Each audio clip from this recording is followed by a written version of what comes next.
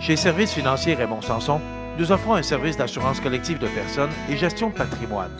Avec déjà plus de 4000 clients satisfaits, fiez-vous à notre équipe de professionnels. Des services financiers Raymond Sanson à Montmagny, au 248-3583.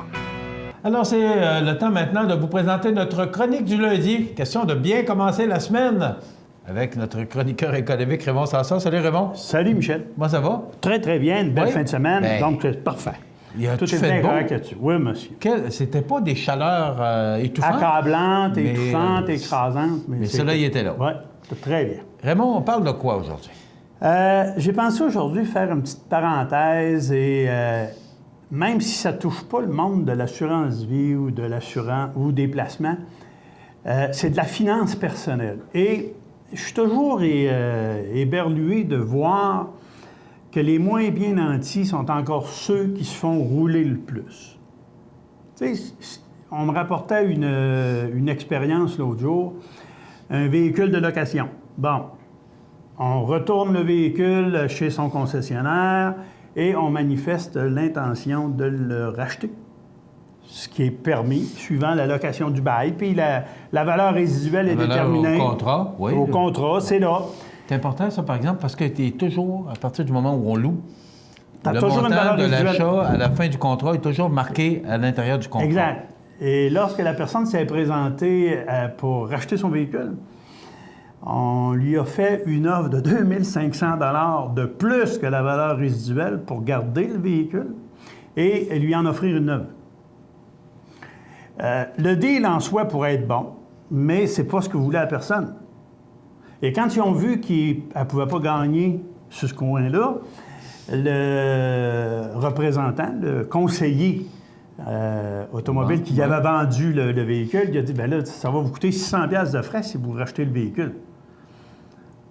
Oui, tu fais bien de cligner des yeux, Michel. C'est bien ça. Alors, 600 $ de frais pour les frais administratifs. Attention, c'était pas écrit nulle part. J'ai pas de cloche, là, mais il y en a exact, une qui sonne. Il y en a une qui sonne plus vite. Alors, à ce moment-là, la personne en question a fait comprendre au monsieur que c'était pas écrit sur le contrat et que si jamais on devait en finir avec une telle chose, il y aurait des plaintes de porter directement au concessionnaire, et non pas au concessionnaire, mais à la maison mère du concessionnaire. Et à partir de ce moment-là, tout a changé. C'était doux, mon homme. La transaction s'est faite pour la valeur résiduelle. Il n'y a pas eu de frais, il n'y a pas rien eu. Alors, simplement pour dire aux gens, avec cette petite expérience-là, posez des questions. Laissez-vous pas berner, s'il vous plaît. Laissez-vous pas berner. Et dans une chronique automobile que je disais en début de juin, on parlait, surtout pour la région de Montréal, peut-être plus que dans nos régions ici, parce que les gens se connaissent. Tu sais, les gens se connaissent et je pense pas que ces pratiques-là se pratiquent ici parce qu'elles ne se pratiqueraient pas longtemps. Mais dans la région de Montréal, beaucoup de personnes étrangères, beaucoup de gens qui n'ont pas eu le temps encore de faire leur preuve de crédit ou ces choses-là. Et là, on est rendu sur des compagnies qui vont accepter de te prêter de l'argent pour l'achat d'un véhicule usagé. Véhicule usagé, d'abord, qui va être vendu à un prix fou, prix hors norme, et avec des frais de financement pouvant aller jusqu'à 35 %. Alors, 35 % de frais d'intérêt sur un prêt pour un automobile usagé qui va te lâcher. Tu sais, tu as signé pour 5 ans ou 6 ans, puis c'est certain pratiquement que tu n'auras plus de véhicule de ce bout-là, mais tu vas avoir encore une dette. Ça veut dire que sur 1000 $, tu rembourses 350 $. D'intérêt, Michel. En intérêt? En intérêt. Bon, puis si tu payes un véhicule usagé de 9 000 $, parce que là, c'est des véhicules qui sont, je te dirais pas qu'ils sont minonnes, mais qui ont été achetés là, quand c'est rendu à 9 000 $, là, c'est en bas de la valeur résiduelle. Là. Ça veut dire qu'on est rendu au deuxième ou au troisième acheteur. Alors, c'est impensable quand je vois ça. Et ces compagnies-là, pour être certains qu'ils vont être payés, font mettre des retraceurs dans le véhicule et font installer des démarreurs à distance de façon à ce que, si jamais la personne est en défaut de paiement, bien, on lui... Oui. Et en plus... On est rendu là? Oui. Puis en plus, on va... Ça va... veut dire que l'auto ne démarre pas? Non. Voyons donc. Puis, En plus, on exige de ces gens-là qu'ils se prennent une assurance qualité, qui vont payer 2000 pièces. Naturellement, ils n'ont pas le moyen de payer, donc ils vont rajouter sur le financement pour payer certaines réparations d'automobile si jamais l'automobile casse ou le moteur arrête, c'est ça. Alors, donc, ça veut dire que c'est une ballonne qui... C'est une ballonne qui ne pourra plus se dégonfler. Et le journaliste en question, dont j'oublie le nom malheureusement, mais je me suis inspiré de lui là, pour vous parler ce matin, il dit, écoutez, même si ça vous prend une voiture pour aller reconduire vos enfants à la garderie, pour aller essayer de trouver un moyen, un transport en commun, le temps de refaire votre crédit ou de faire votre crédit, de façon à ce que vous ne soyez pas pris entre un étau avec un financement qui n'en finira jamais. Je ne vous dis pas que ces pratiques-là sont légales, là, parce que ces compagnies-là ont été blâmées par l'AMF, mais des amendes de 50 ou 60 000 pour des compagnies qui en font des millions, c'est quoi? Ça ne veut rien dire. Fait qu'on n'a pas la force au Québec encore de sanctionner suffisamment ces choses-là. Alors, c'est aux Québécois ou aux immigrants d'origine de voir à trouver d'autres solutions. Il y a toujours quelque chose. Il y a un vélo qui peut être utilisé. Il y a une bicyclette. Ça va coûter moins cher à financer la bicyclette. Ouais, ça va le bébé sur la barre. Bon, bien, écoute, à quelque part, on va mettre... Il faut apprendre à trouver des solutions B, des plans B ou plans C, j'appelle. Parce que quand on entend deuxième chance au crédit, troisième chance au crédit, c'est là. C'est là. Ça veut dire qu'à un moment donné, quand tu es rendu à troisième, là, c'est les taux d'intérêt qui montent. C'est ça, hein? C'est toujours ça. Alors, si tu ne passes pas au premier crédit, tu as des chances de passer au deuxième. À des taux d'intérêt normaux. Tu as des chances de passer à un deuxième crédit, mais celui-là va être un petit peu plus élevé. Puis rendu au troisième crédit, bien, c'est un prêt usuraire. C'est carrément ça, c'est du chai, là. Ils prennent un risque. Alors, regarde, ils prennent le risque, c'est sûr. Je comprends pour le prêteur, mais j'ai pas comment je te dirais ça? J'ai pas à encourager cette façon de faire. Parce que pour moi, c'est vraiment abusif, c'est vraiment rendu épouvantable. Parce que si on veut réussir un jour à aider les Québécois à se sortir du pétrin, même si on nous donne des statistiques encourageantes sur le fait que les gens vivent bien avec un prêt hypothécaire, à l'heure actuelle, je suis bien d'accord, mais on en reparlera lorsque les taux d'intérêt auront monté un petit peu. Peut-être qu'ils vivront moins bien et que le taux d'endettement va passer d'une région morale satisfaisante à un état de panique, parce qu'on ne pourra pas continuer à fonctionner de cette façon-là.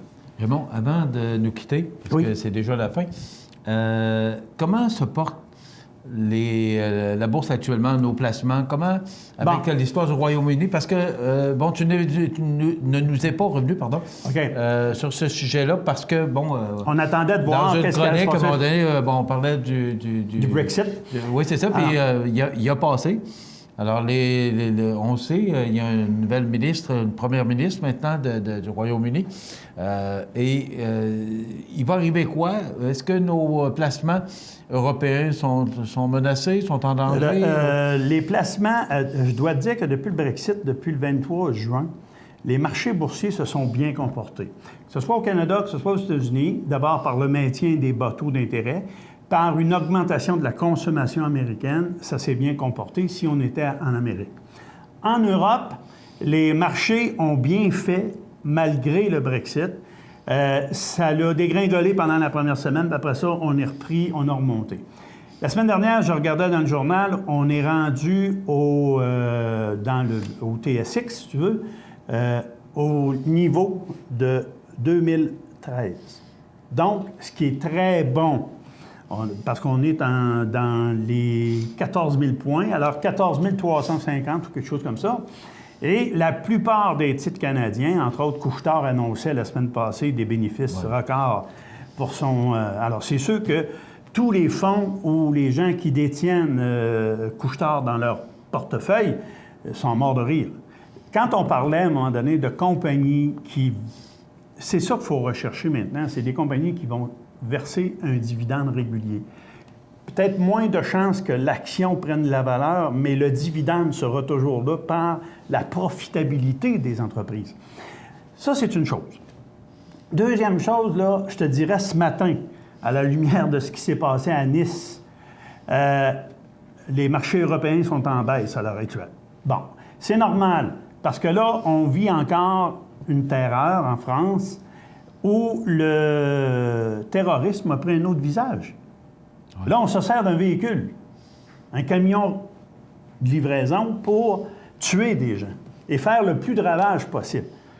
Naturellement, dans une foule qui était en liesse, en fête, et on frappe n'importe qui. Donc, ça veut dire que tu tires sur tout ce qui bouge. Donc, ça, c'est inquiétant. Par contre, il ne faut pas oublier une chose, les Français se sont relevés des événements de novembre dernier. Parce que là, c'est le troisième. Là. Mais là, ça en fait pas mal de coups qu'ils ont sur la tête.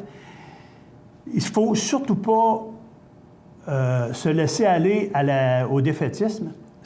Moi, ce qui me préoccupe le plus à l'heure actuelle, dans ce qu'on doit surveiller, c'est les élections américaines. Bon.